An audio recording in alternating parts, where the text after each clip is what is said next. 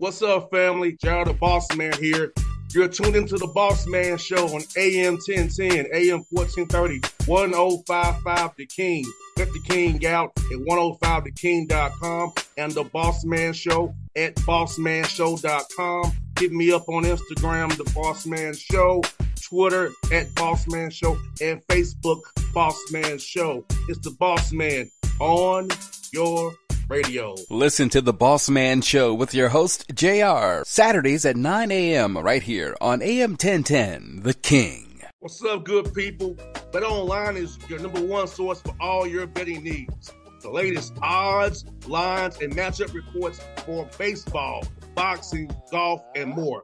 BetOnline continues to be the fastest and easiest way to place your wagers, including live betting and your favorite casino and card games available to play right from your phone. Head to the website or use your mobile device to sign up today and get in on the action. Remember to use your promo code BELIEVE, B-L-E-A-V, for your 50% welcome bonus on your first deposit. BetOnline, where the game starts. BS3 Network, changing the way you watch TV.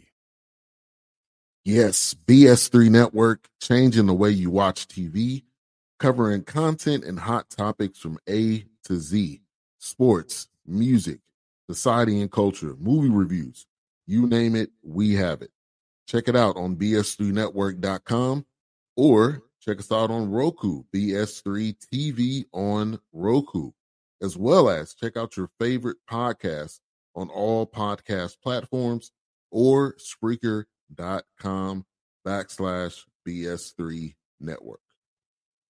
You are now tuned to BS3 Network.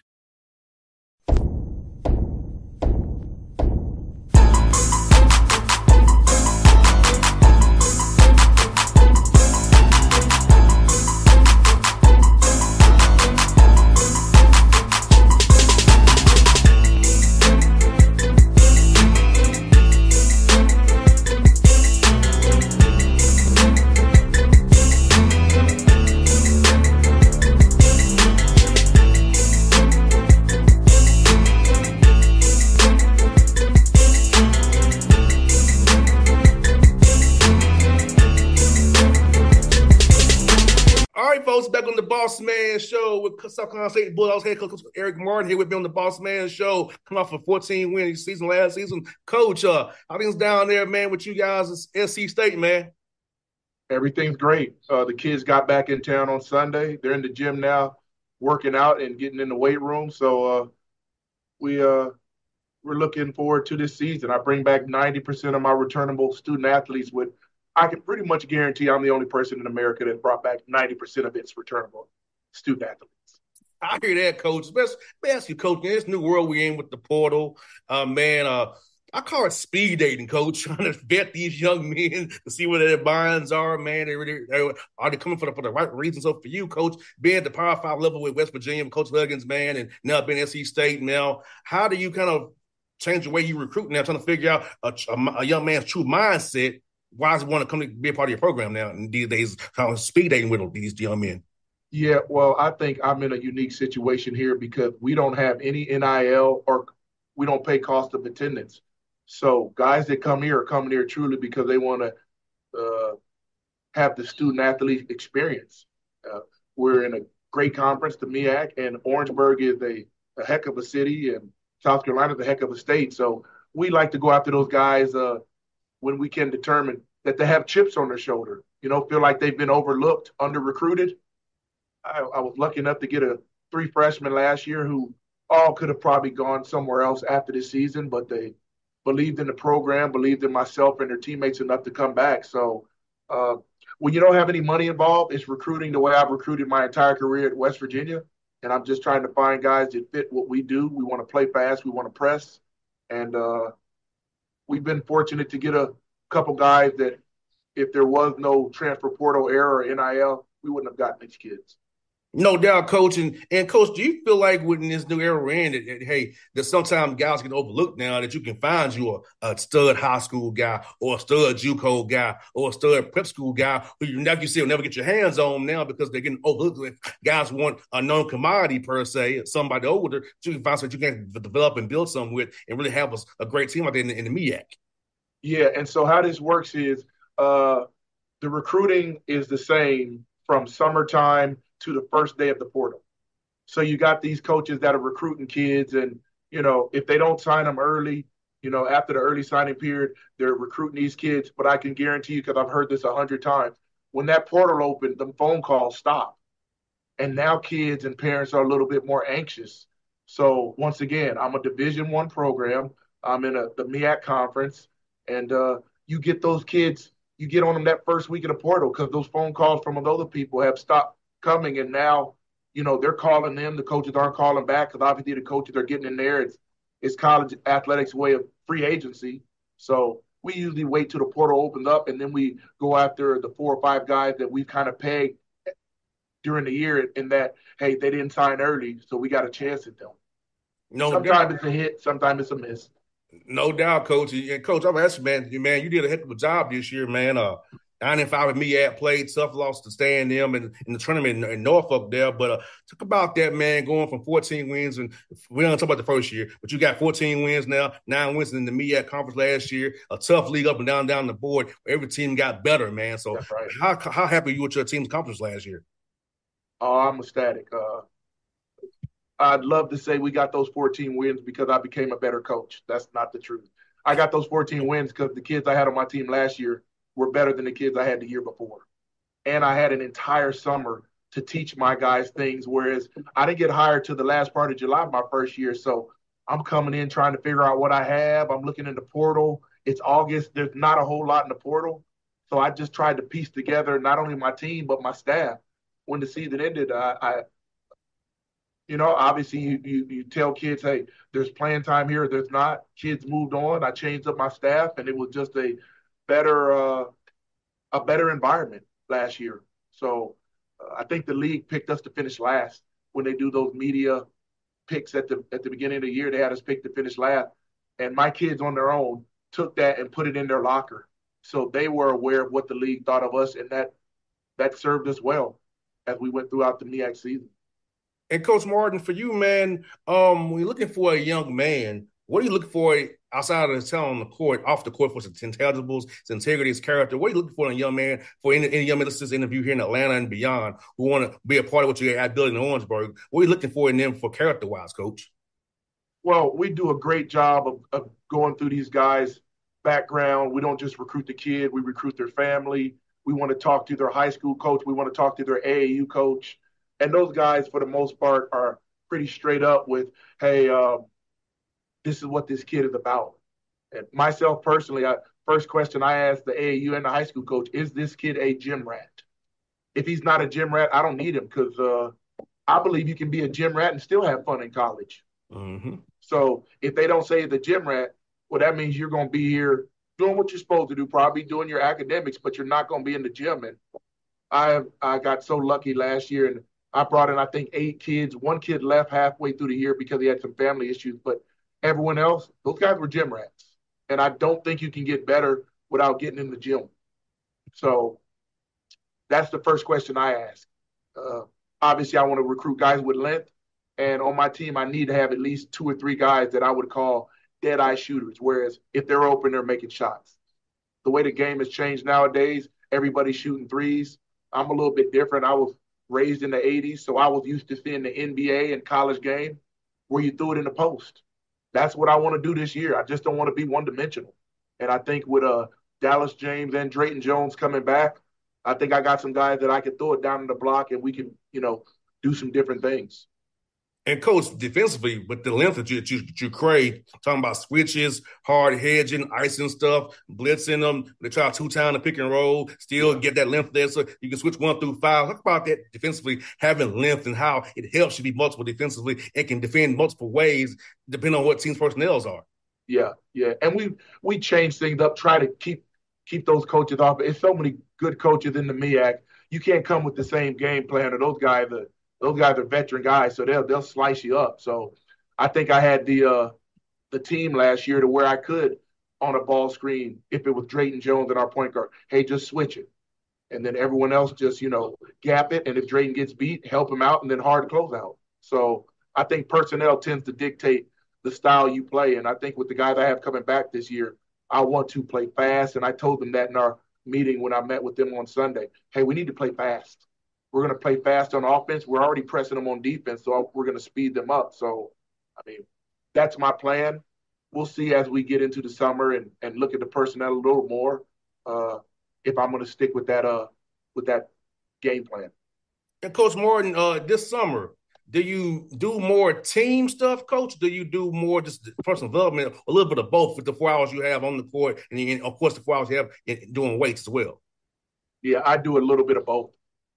The guys are in summer school, but summer school is online. So the only thing they really have to do is go to weights and go to study hall. Besides that, they have a free day. So we mix up practices, which some days we'll do individual workouts. Some days we'll just do shooting. But we want to get our kids in the habit of being in the gym.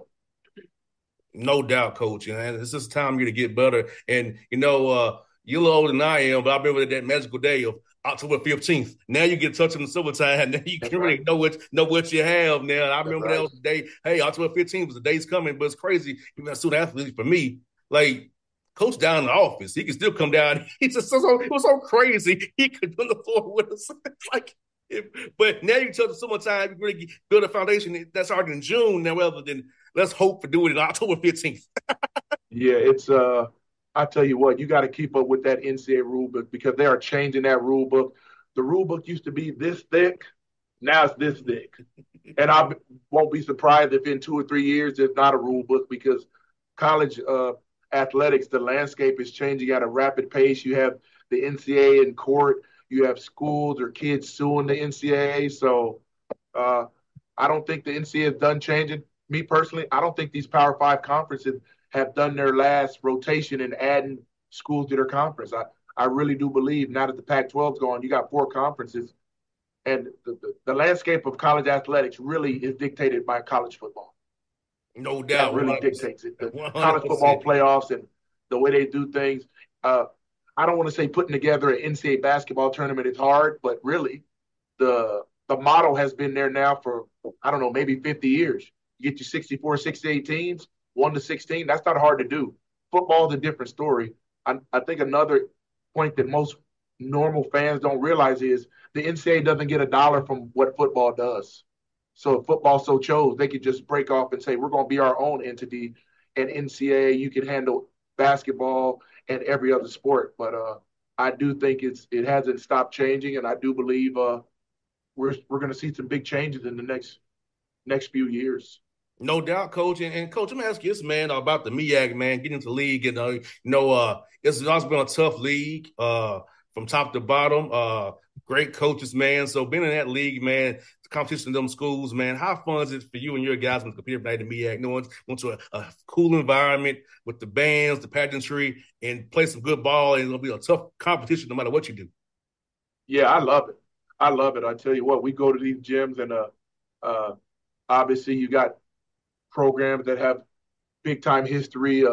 North Carolina Central and Coach Moulton, Coach Jones at Norfolk, Coach at Howard is doing big things the last few years. So we got our work cut out for us to just get up in that upper echelon. And I think those guys did a great job last year. What we did last year that was pretty impressive is we won. I think we only lost 2 road games in the league. We went 5-2, and I think that was the best record in the league. So anytime you can win on the road, that's good for your program. That's good for your kids, especially when I had all those newcomers. So we're coming back this year. We're going to be ready to go. Our kids have already said, Coach, our goal is to win the MEAC and the MEAC tournament. So when you have guys in the locker room that are holding each other accountable and they have their goals, the sky's the limit. And, Coach, you said a word there, Coach, because I remember when I played the 2 years we had a player-led team, we was better. That's when right. It was coach-led, we wasn't as good. Talk about the importance of having a player-led team. We hold each other accountable without having to get you or statistical coaches involved to hold us accountable. That's right. And I constantly say to our guys, hey, there's one thing I should never need to coach, and that's effort. I understand some days you're going to have bad days. Hell, Coach Martin's going to have some bad days, but mentally I'll always be there, and I hold my team to that, to where every day we should have effort. Are you going to make your shots every day? No, but the effort defensively has to be there, because that's how you win championships. Speaking on the NBA championship, yeah, I mean, Jason Tatum, Brown, those guys, man, they really score well, but they're an underrated defensive team.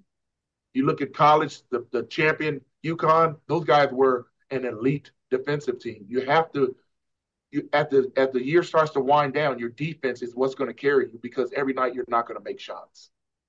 And Coach, the good about Boston was they were switchable 1 through 5, even with Al Horford and Xavier Tillman. They survived the switches with Luka and Kyrie, and caused them to take tough contested shots. So Absolutely. That's all we can hope for is a good contest. We live the result.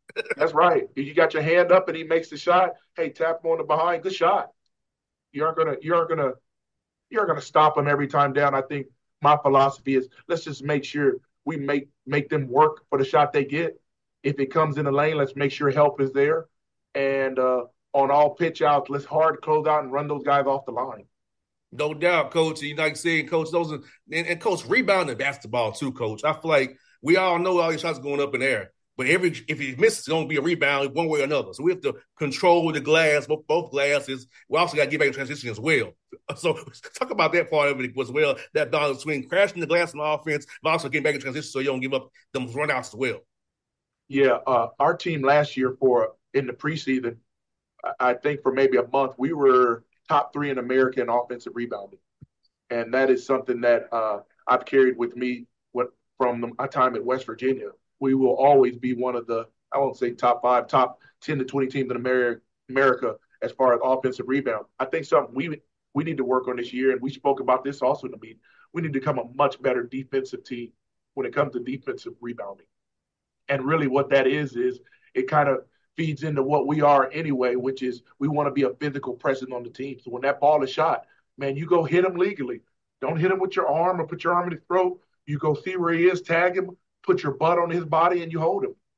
And that's something we're going to be working on this summer. I was talking to a coach the other day, and I think the one thing that lacks in today's basketball in America, we no longer concentrate on the fundamentals.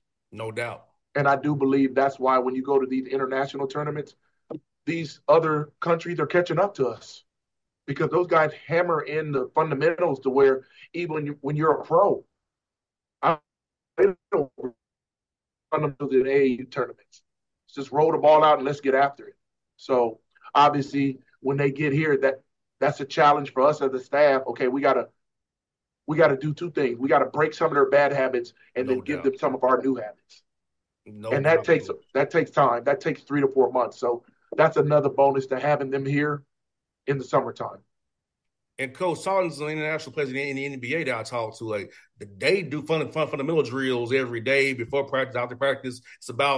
It's truly a job where they actually focus on basketball more than just playing the game. So like you said, Coach, the European game, the FIBA game is somewhere we should borrow from and really teach guys fundamentals and teach them about this, because you can't really learn the game fundamentally just by playing. You got to really do the drill work and the skill development work so they did add to your bag in game action, not the other way around. Yeah, I think one of the main things that another thing we're gonna just hone in on this year is, hey, fellas, passing is underrated. If a guy's wide open, it's not enough to just find him. You got to throw it to him in his pocket. Don't throw it at his feet to where he's got to go down there and fish it out, because he's probably not going to make that shot. I'd say 70% of shots made, those guys are getting good passes. No doubt. And that's something you can work on and get better at. No doubt, Coach. You saying a word there, brother. You saying a word there, Coach. Now, Coach, let me ask this, man, for you. At what point do you start preparing your mind to become a coach? I know you was a player overseas and over there, man. So yes. At what point in your career did you decide that you want to get into coaching, get back to the great game you and I both love that way? You know what? I can't say that I wanted to get into coaching as much as I wanted to be around basketball. So when I was done playing professional ball, I had a friend of mine who said, hey, man, I got You want to be around basketball? Yeah. You want to be a coach? Yeah. I got a JV team for you to coach at this high school. I said, I'm all in. He said, there's one caveat. You got to actually teach classes. I said, I'm all out. I'm all out. I don't want to be around kids that much. I just want to coach them. My mother taught for 40 years. And I had a conversation with her, and she said, Erik, if you truly want to be a coach, what a better way to get started than with some kids that you're not going to be coaching, but you have to figure out how to connect with. And so I taught for 3 years. I was JV coach that first year. My next 2 years, I worked at a junior college called Cincinnati Technical College in Cincinnati. And then after that, I was fortunate enough to get on with Coach Huggins when he went to Kansas State. And then I stayed with him when he left for West Virginia. He and I went to West Virginia. Frank Martin, Brad Underwood, and Delonte Hill, they all stayed at Kansas State. So my first year in coaching, I was a part of a dream team staff.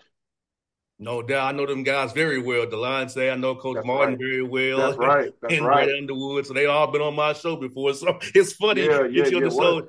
What a staff to just walk into, and it was Yes. one of those deals where Hug said, "Hey, just learn, just learn. You got any questions? You got 3 guys you can ask, and just learn." And I learned a lot that year from Frank and Brad, and I still communicate with Delonte. So my first year at Kansas State was a great year, great year. No doubt, Coach. I tell you what, man, it's crazy how small world this business is. Like I said, for me, I never thought I'd be talking to guys like Frank Martin on my show, but when I started this show back in 2012, man, I never even imagined. But Frank Martin, one of my biggest supporters, anytime I call, he's always available, man. Yeah, yeah.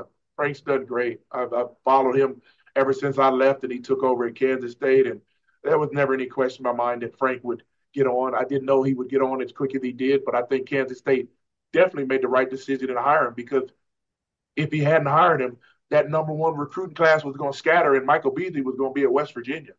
So they were smart to hire Frank and keep that recruiting class. They also had Jacob Pullum. They had a couple guys that obviously Michael Beasley went on to have a long pro career, and I think Jacob is a absolute stud in Europe. So they made the right decision, and I think Coach Huggins made the right decision because he's always wanted to coach his alma mater. So No doubt. everything worked out. Yes, it did, Coach. I got 2 more for you, Coach. One of them is about food in Orangeburg, man. What's some good food in Orangeburg, man? And we can come up there and see you guys, man, play this shit. Where should we go get some good barbecue and some good some wings, man? There's some good cool spots up there, man. Yeah, I haven't found a barbecue spot in Orangeburg yet, but there are a lot of different places. There's a place called Pauline's. It's an all you can eat. That's good. Oh, my wife and daughter eat at God, what's it? A-Town Wings. They got fish, chicken. So there's no shortage of places here where you can get you a good meal. I have not yet nailed down a barbecue spot in in Orangeburg, and I'm getting a little older. I'm trying to stay away from all those calories. Usually, if I'm going to eat barbecue, it's going to be somewhere on the road. If I'm going to Texas, Kansas City, that's where I'll do my barbecue. But I haven't found a spot here yet. Not saying there isn't one. I just haven't found one in Orangeburg. But as you know, also, Columbia is 30 minutes up the road. So if you can't find something here, you take a short drive, get to Columbia. You have whatever you want there. No doubt, Coach. And that's one for you, Coach, man. When you're not coaching this team hard as you can, man, grinding away, how do you kind of get away from basketball and decompress a little bit from the court and kind of enjoy some you time? Yeah, the only time I really have me time is when our kids aren't in town and are with their parents. Because at that point, I know there's somewhere they're safe as they can be there with their parents, and then there's not much to do around here. So my wife and daughter are big into going to the beach. They love the water. So whenever I do get free time, my schedule is really it's not my schedule. It's what they want to do because I'm gone 200 days out of the year. So when I do get free time, I'm really I kind of ask them what they want to do, and I'm doing that. I'm a homebody. I don't do much. I like I watch film a lot. Uh, I like watching old games. I know they don't have the I don't know what channel ESPN used to. Oh, the classic. I ESPN was Classic, big on I was big on watching those old games that the NBA guys played 70s, 80s. That basketball back then was the purest form. Now it's just not that there's anything wrong with the way it's played, but now it's just hey, let's see how many threes we can get up. And everybody's playing that way, so I'm not knocking it, but I like watching the I saw it was Kobe's first championship when they were playing Indiana. And to see that Indiana team, they were loaded, man. Oh, yes. I don't think the NBA, because there's 15 spots now and guys are moving around so much, I think they had Rick Smith, Dale Davis, Garrett McKee, Mark Jackson, Reggie Miller, Travis Best.